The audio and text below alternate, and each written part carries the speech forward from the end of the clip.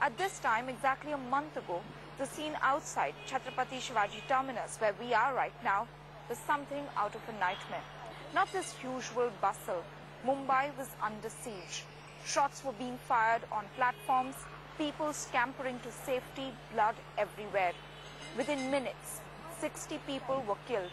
By the time the siege ended in the city 3 days later, the body count 179. Mumbai had come to a standstill. Tears, anger, fear, trauma, all swelling up in waves. And we've had to negotiate with our helplessness and with our fear and move on. But how?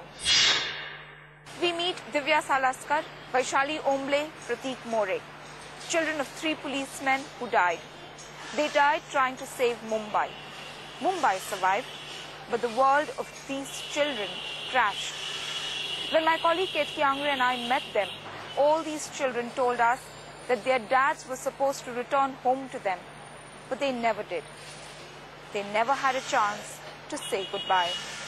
I was very sure in my life that if anything went wrong, I have a father with me, a very powerful one. And on my cell also, his name was Control Room. So I knew that, okay, you know, if I am somewhere in trouble, this Control Room can take care of everything. So for me, it was like a major setback that how, I mean, just how 3-4 hours ago he just had dinner, how is it possible?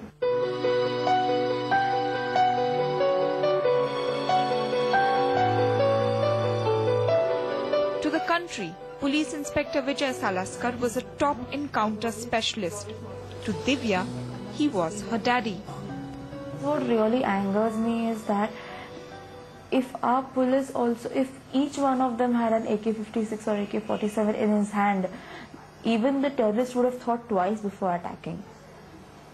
But how can you face a terrorist with a small service revolver? You know, once upon a time, even my father, say 3-4 years, I'm not exactly sure, he had an AK-56 which was taken away from him.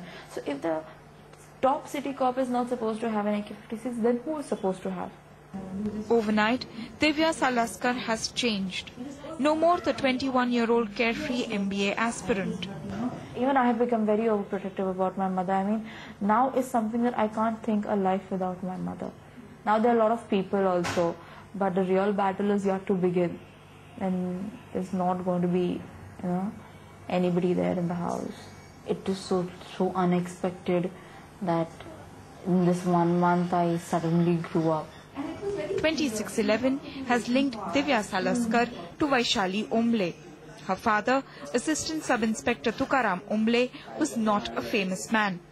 Their lives a financial struggle.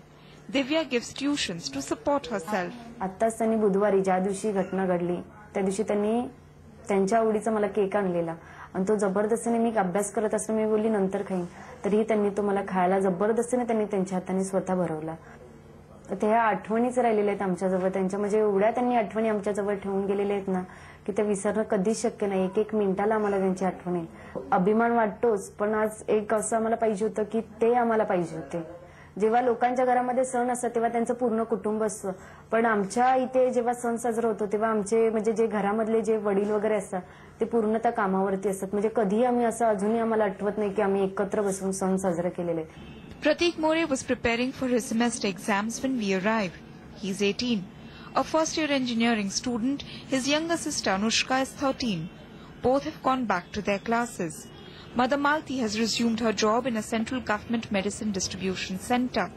But grief has numbed them and time frozen on 26/11, the day their father left home.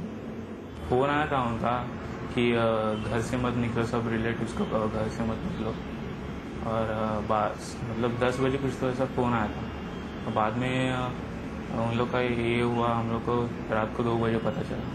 1 महीने में बहुत दुख में थे ये incident होने के बाद.